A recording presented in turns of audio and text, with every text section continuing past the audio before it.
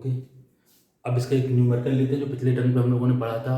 तो जनरेटर और मोटर में मैंने आपको डिफरेंस बता दिया था डीसी मोटर में। अब एक सिंपल सा एग्जाम्पल लेके इसके टाइप ऑफ न्यूमेरिकल करने की हम कोशिश करते हैं। तो पहले टाइप का न्यूमेरिकल कैसा होगा ये देखते हैं।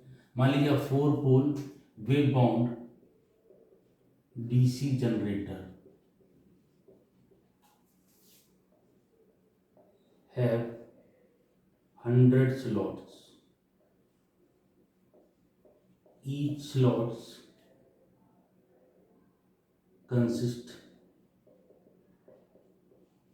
8 number of conductor. If flux per pole is 5 milliweber and armature running at 1200 rpm, find generated EMF। चलिए ठीक है, इसके न्यूमेरिकल के मैं टाइप बताता हूँ। एक तो जो मैंने मोटर और जनरेटर के टाइप बताए थे उस पर डिपेंड न्यूमेरिकल आएगा, एक इस पे आएगा। तो ये न्यूमेरिकल ऐसा ही हर बार रिपीट होता है यूपीट्यू में, कई बार हमने इसको देखा है, डिस्कस किया है।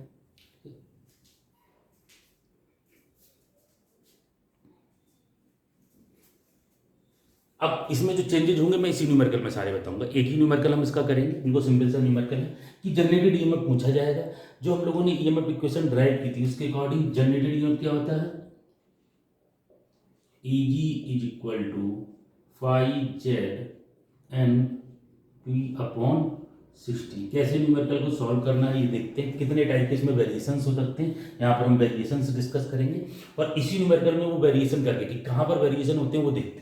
सबसे पहली चीज इस फार्मूले में अगर गौर से देखें तो ए मैंने डेरिवेशन में बताया था,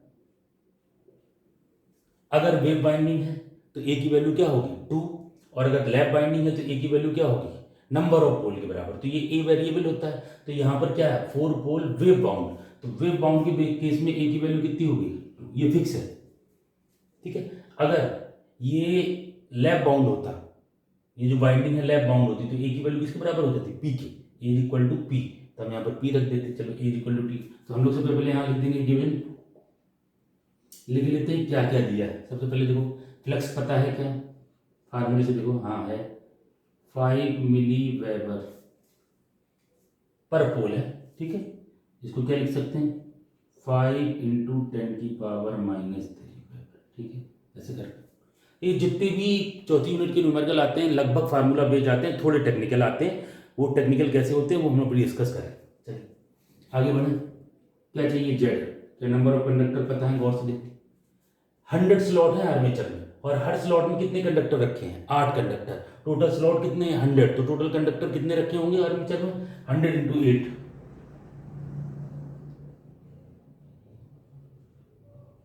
800 आ गया। गौर से जेड पता लग गया। एन स्पीड क्या दी गई है, स्पीड आरपीएम। आगे बढ़े, पता लग गया पी 4 पोल है कैसा वेव बाउंड। तो वेव बाउंड की कुछ नहीं, ए की वैल्यू क्या होगी टी, सब पता है वैल्यू पुट रखो। मैं करता हूँ उसने मेरे को देखते हैं simple. Now EG is equal to 5 रखते हैं, 5 इंटू 10⁻³ इंटू जेड रखते हैं 800 into speed 1200 into number of pole 4 upon 60 और ए की वैल्यू 2। सॉल्व करें इसको, 2 आ गया, 20 आ गया। इसको अगर सॉल्व करेंगे तो देखो 8 और 5 40, 3000 इंटू 40 इंटू 10⁻⁻। देख लेना कहीं गलती ना हो। ठीक है, हमारा कितना आएगा 160 वोल्ट आंसर।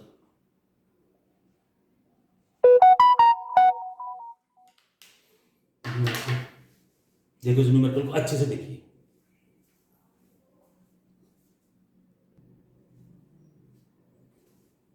ठीक है, सिंपल सा न्यूमेरिकल आएगा। इसमें वेरिएशंस क्या होंगे, एक चीज में वेरिएशंस होते हैं, वो हम यहाँ पर डिस्कस कर लेते हैं सारे केसेस इसी न्यूमेरिकल से। ठीक है, फाई दिया रहेगा, कभी वेरी नहीं करता, तो जेड हटा दें, ये भी फिक्स है। नंबर ऑफ पोल भी तुम्हें दिए होंगे, इनमें कुछ ज़्यादा चेंजेस नहीं। ए की वैल्यू 2 भी हो सकती है और ए की वैल्यू पी भी हो सकती है। ये किस बाइंड के लिए, ये वेव के लिए है। अगर ये लैब होता तो वेरिएशंस एक साथ बता रहा हूं मैं क्या क्या वेरिएशन हो सकता था। यहां वेव बाइंडिंग की जगह कैसे कौन सी बाइंडिंग दी रहती, लैब बाइंडिंग। तो फिर हम ए क्या ले लेते, 4, that's it, is equal to P. यानी कि जितने नंबर ऑफ पोल, 4 पोल की मोटर है तो ए भी 4। यानी कि अगर मैं फार्मूला बनाऊं तो फॉर लैब बाइंडिंग के लिए फार्मूला क्या हो जाएगा हमारा, E g is equal to 5ZN upon 60। देखो वेरिएशंस बता रहा हूं, अगर लैब बाइंडिंग दी होती तो हो सकता है इस न्यूमेरिकल में आपको क्या ना दिया रहता। यहां पर अगर मैं न्यूमेरिकल लिखता तो मुझे इस नंबर ऑफ पोल नहीं दिए लेगी, देखो यहां पर, और सीधा लिख देता लैब बाइंडिंग, तो नंबर ऑफ पोल की जरूरत ही नहीं थी। सीधा लिखता लैब बाउंड डीसी जनरेटर, तो 4 पोल लिखने की जरूरत नहीं थी। क्यों, क्योंकि यहाँ पोल की जरूरत ही नहीं पड़ेगी जी निकालने के लिए। तो वेरिएशन समझिए पहले, कितने टाइप के न्यूमेरिकल में वेरिएशंस होंगे और कैसे हमको करना है। ये पहला वेरिएशन समझ में आ गया। इसी पे वेरिएशन होता है, या तो लैब बैंड बाउंड होगी या वेव बाउंड, ज़्यादा वेरिएशन नहीं है, सिंपल सी क्वेश्चन होता है। दूसरा वेरिएशन आता है जेड में फंसाते हैं। देखो जरा, जेड निकालने के लिए कितने टाइप के जेड में वेरिएशन होंगे, जेड के केसेस इसी में डिस्कस करता हूँ मैं। फर्स्ट केस यहां में दे देता 100 स्लॉट, ईच स्लॉट कंसिस्ट, मान लो लिख देते 2 number of turn, each slot consists 2 number of turn of coil, each slot consists 2 number of turn of coil। समझना, यानी इस न्यूमेरिकल में क्या वेरिएशन करता, each slot consists 8 number of turn, 8 number of conductor। ये ना लिखता, क्या लिख देता, each slot consists 2 number of turn of coil। यानी कि एक स्लॉट में 2 नंबर ऑफ टर्न है, और जब भी 2 नंबर ऑफ टर्न का मतलब होता है, 1 नंबर ऑफ टर्न का मतलब होता है 2 कंडक्टर। तो यहां पर टोटल कंडक्टर कितने हुए, 4 कंडक्टर पर स्लॉट। समझना इसका, ये याद रखना, ये न्यूमेरिकल में वेरिएशन होके आता है। 2 नंबर ऑफ टर्न का मतलब है 4 कंडक्टर, 1 नंबर ऑफ टर्न का मतलब है 2 कंडक्टर। तो अब मैं यहां पर निकालता तो टोटल जेड कितना आता, यहां आया था 800। 100 स्लॉट हैं और एक स्लॉट में कितने हैं, 2 नंबर ऑफ कंडक्टर। अगर दिए होते तो कितने हो जाते, 4। तो यानी कि यहां आता 400। बस ये रहना, इतने वेरिएशन न्यूमेरिकल में, कभी कंडक्टर दे देगा, कभी कॉइल दे देगा, या कभी टोटल नंबर ऑफ कंडक्टर दे देगा, ये स्लॉट देगा ही, ये टोटल नंबर ऑफ टर्न क्या देगा। तो इस पे ध्यान रखना है कि each slot consist 2 number of turn off coil है, या तो नंबर ऑफ टर्न के टर्म में आएगा या कंडक्टर के टर्म में आएगा या कॉइल साइड के टर्म में आएगा। तो जब भी कॉइल के टर्म में आएगा तो 1 नंबर ऑफ टर्न का मतलब है 2 कंडक्टर। तो अब जेड निकालना आ गया, ईजी का फार्मूला लैब बाइंडिंग के लिए और वेव बाइंडिंग के लिए।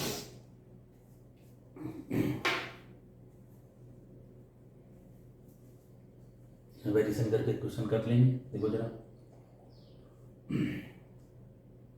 ठीक है।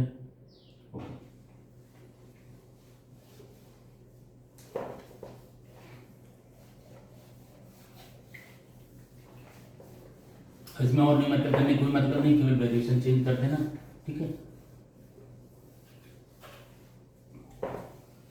ठीक, अब जो मेन न्यूमेरिकल जनरेटर और मोटर का होता है, 2 न्यूमेरिकल में करवा रहा हूँ, एक जनरेटर के लिए और एक मोटर के लिए, फिर उसके बाद थ्योरेटिकल टॉपिक पे आएंगे। तो मान लीजिए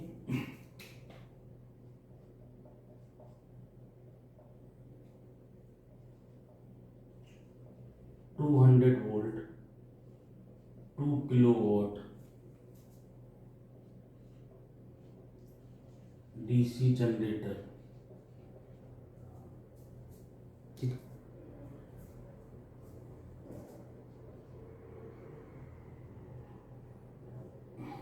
एक न्यूमेरिकल में इसका देख लेता हूँ।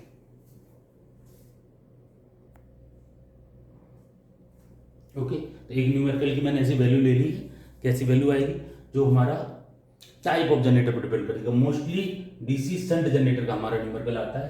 क्वेश्चन पढ़ते हैं एक बार। 200 volt 2 kilowatt DC shunt generator have armature and field resistance 0.5 ohm and 100 ohm respectively. Find generated voltage and power. ठीक है, इसके पहले भी हम लोगों ने जनरेटेड वोल्टेज निकाला था, लेकिन वो डेटा पर डिपेंड करता था। और दूसरा न्यूमेरिकल आएगा जिसमें सारी चीजें इलेक्ट्रिकल सर्किट वाली हमें पढ़नी। कौन सी वाली? इलेक्ट्रिकल सर्किट वाली। तो इलेक्ट्रिकल सर्किट के लिए हम उनका पहले डायग्राम बना लें जब भी शंट जनरेटर का न्यूमेरिकल आएगा। मोटर का भी बिल्कुल ऐसे ही लगाना, तो उसको गौर से देखेंगे। तो पहले मैं डायग्राम बना रहा हूँ जनरेटर।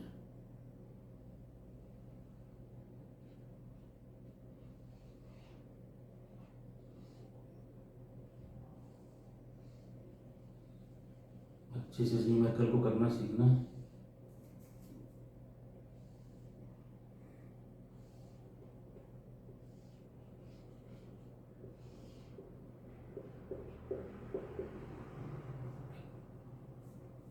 अब यहाँ पर 200 वोल्ट 20 किलोवाट, इसका मतलब होता है कि ये जनरेटर मैक्सिमम आउटपुट कितनी दे सकता है? 2 किलोवाट। तो अगर कोई और डेटा नहीं तो इसी को आउटपुट मान के चलते हैं। ठीक है, तो अब अगर मैं यहाँ पर बात करूं कि find generated voltage and power at rated condition.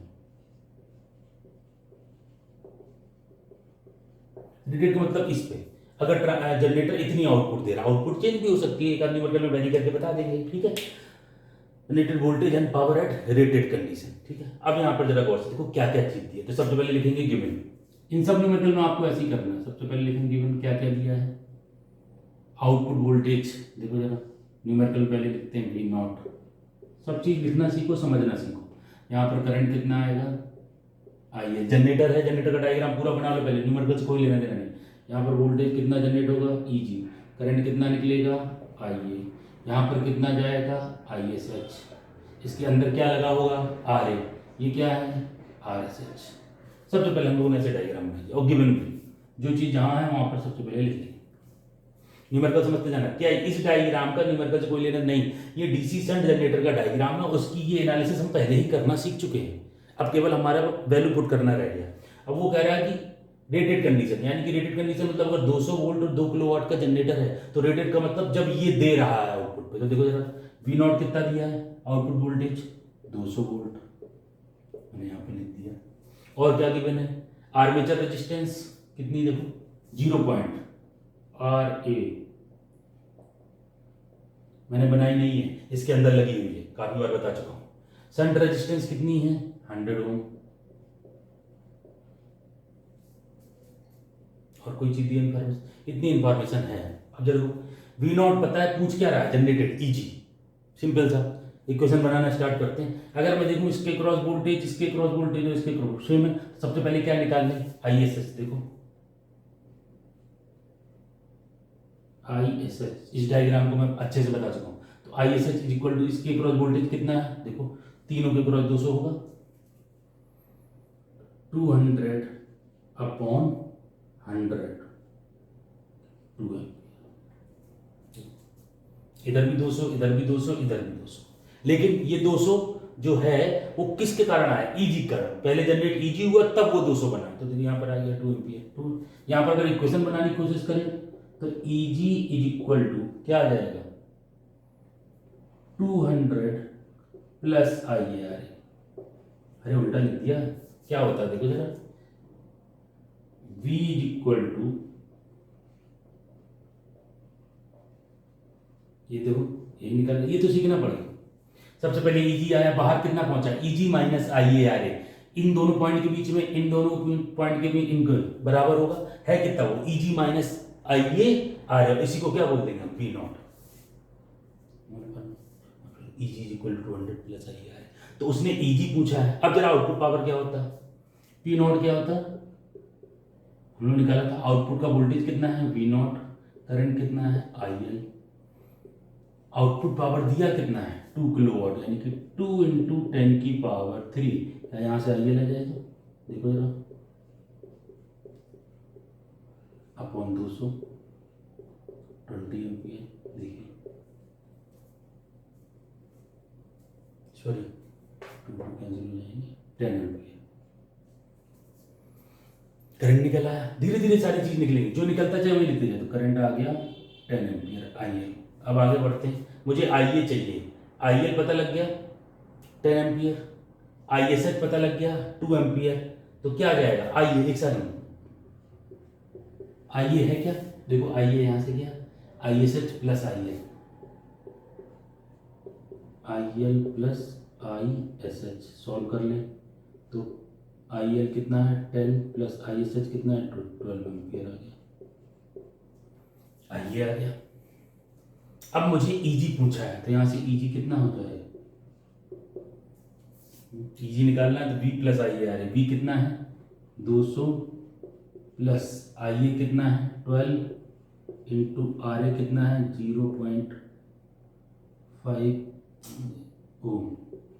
देखो आर्मेचर रेजिस्टेंस सॉल्व कर लेंगे तो कितना आ जाएगा, Eg equal to 206 volt. Eg आ गया। बार बार मैं एक चीज समझा रहा हूँ, बड़े मजेदार न्यूमेरिकल आते हैं, 10-10 नंबर के न्यूमेरिकल आते हैं। जनरेटर है, तुरंत दिमाग लगाओ, सबसे पहले ईजी जनरेट हुआ 206, कुछ आर्मेचर खा गई, और कितना आर्मेचर खाएगी ये चीज डिपेंड करती है लोड पे। लोड कम है तो करंट पे, यानी कि करंट पे, लोड का मतलब करंट। तो जनरेटर में अगर लोड नहीं लगाओगे तो जितना ईजी उतना ही, क्योंकि कहीं पर लॉस नहीं होगा। जैसे ही तुम लोग लोड लगाओगे जो करंट निकलेगा उस करंट के कारण इसके अंदर लॉस होगा, तो जितना ईजी है हमेशा आउटपुट वोल्टेज उससे कम ही आना है। कितना कम आना है वो हम अच्छे से यही न्यूमेरिकल आता है, ईजी आ गया। अब उसने क्या पूछा था, एंड पावर, जनरेटेड पावर।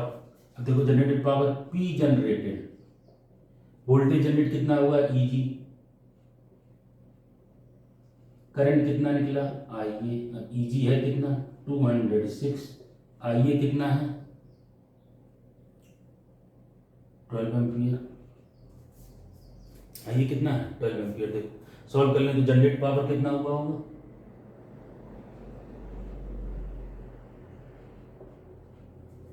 यानी कि अगर मैं इसको सॉल्व करूं 2.472 किलोवाट। देखो और आउटपुट में कितना मिल रहा है 2 किलोवाट, जनरेट कितना हुआ 2 पॉइंट, तो 0.472 क्या है लॉस। लॉस किसके कारण, देखो पूरी चीज करो, न्यूमेरिकल भले याद पूछा, लॉस समझ में आ गया, जनरेटेड पावर समझ में आ गया, ईजी आइए। आउटपुट पावर दिया था 200 kilowatt, V0 into I L हम लोग निकालना सीखा था। तो इस पावर में जो डिफरेंस है वो लॉस है, और लॉस कौन सा, इलेक्ट्रिकल सर्किट में कौन सा लॉस, कॉपर लॉस कहाँ कहाँ हो रहा होगा, आई आर ए में करंट कितना है आई ए, तो कॉपर लॉस का फार्मूला आई स्क्वायर आर, तो इसका लॉस क्या होगा आई ए स्क्वायर आर ए, और इसका loss I S H square into R S H, खत्म। तो वो लॉस निकल आएगा, लॉस डायरेक्ट भी निकल आया। क्लियर है। तो कहीं से भी कोई चीज पूछी जाए, वैसे लॉस पूछा जाए तो कितना है 0.472, इस तरीके से भी आएगा और किसी और तरीके से, जैसे न्यूमेरिकल को। अब इसी पे मोटर का न्यूमेरिकल बना के देंगे कि मोटर का न्यूमेरिकल कैसे होगा, ठीक है। और मोटर का मतलब क्या होता है, तो पहले मोटर का एक न्यूमेरिकल लगवा देंगे, फिर मोटर की थोड़ी सी थ्योरी है, उसके बाद एक न्यूमेरिकल और मोटर का देखें। सबसे पहले सिंपल न्यूमेरिकल हो जाएगा ये, देखो गौर से।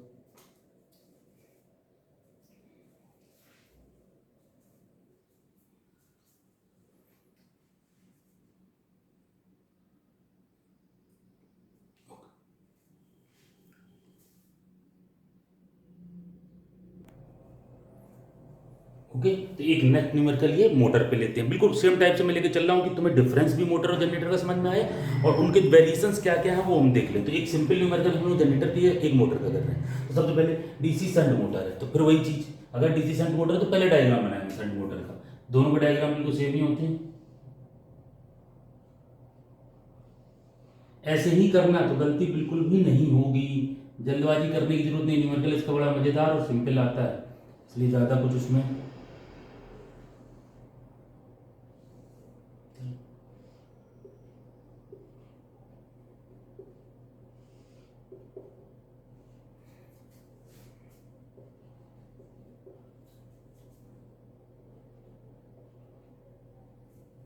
अब देखो मोटर है, इससे कोई लेना देना नहीं। मोटर शंट मोटर का डायग्राम तुम्हें पता है, सप्लाई देंगे, सप्लाई से क्या आएगा, वहां कौन मेन करंट कहां से, मेन सब चीज क्या थी ईजी, यहां पर मेन चीज क्या है वीएस, उल्टा हो जाता है। वहां सप्लाई देते हैं, वहां ये सप्लाई देते हैं। जब सप्लाई दे रहे हैं तो सबसे कम सप्लाई में पहुंचेगा, यानी कि आउटपुट पे सबसे कम पहुंचेगा, और सप्लाई दे रहे हैं तो सबसे ज्यादा आउटपुट पे होगा। तो यहां से शुरुआत होती है, जनरेटर में यहां से शुरुआत हो रही है। क्लियर है कि नहीं, बार बार बता रहा हूं, बिल्कुल सिंपल चीजें होती है। सप्लाई दी आईएस, आईएस में से यहां कितना चला गया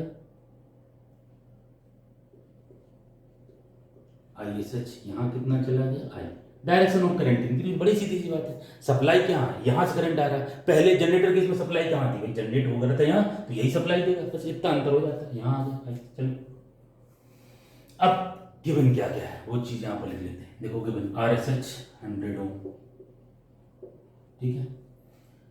अ DC shunt motor takes 5 ampere from supply, कितना ले रही है IS, सप्लाई से कितना करंट ले रही है 5 एम्पियर। सप्लाई वोल्टेज कितना है 200 वोल्ट, देखो across 200 volt supply. Armature field resistance दी है, यहाँ पर हम आर्मेचर रेजिस्टेंस लिखते हैं। अभी केवल इक्वेशन बनाने सिखा रहा हूँ। 0.5 ओम, डेटा भी मैंने इसलिए सिंपल लिया।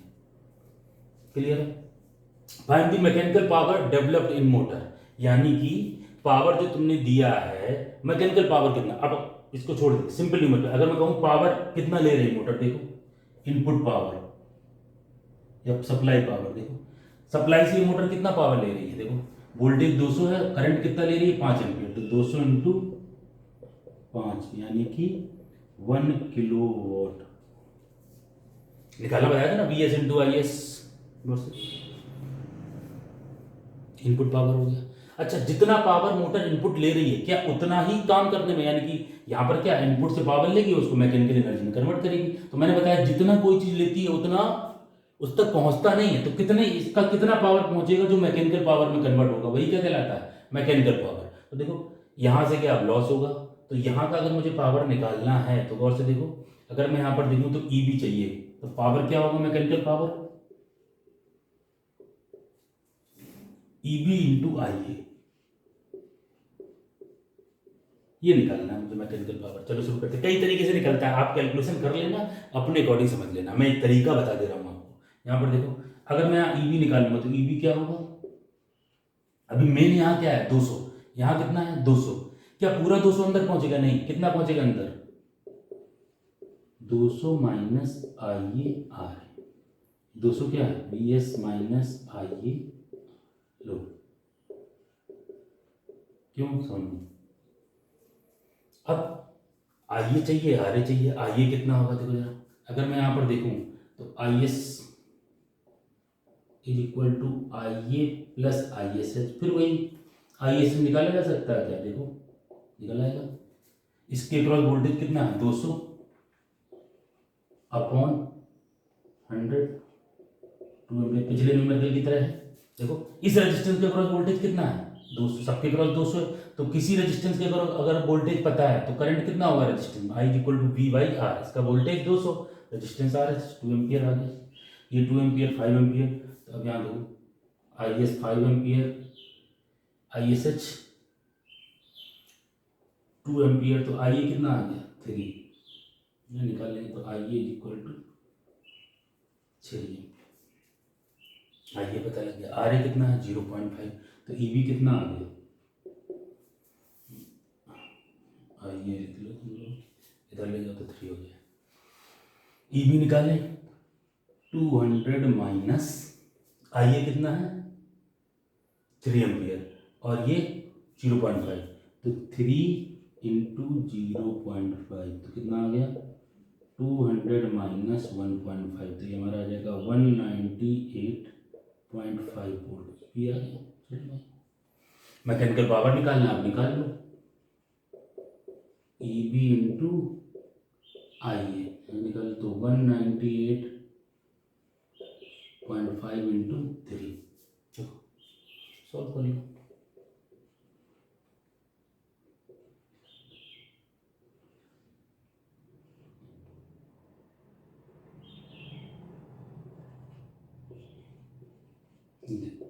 यानी कि 1 किलोवाट लेगी और 695 वॉट मैकेनिकल पावर में कन्वर्ट होगा, बाकी किस में चला गया लॉस में। बार बार कह रहा हूँ लॉस क्या होगा, अगर अब यहाँ से लॉस पूछा जाए तो दिया कितना पावर था 1 किलोवाट, देखो पहुंचा कितना मोटर, यानी कि जो मैकेनिकल पावर में कन्वर्ट होने लायक पहुंचा मोटर के पास है वो 695, यही मैकेनिकल पावर। कितना लॉस हो गया 700, इसको 700 मान लो ऑलमोस्ट, तो 300 वॉट लॉस हो गया।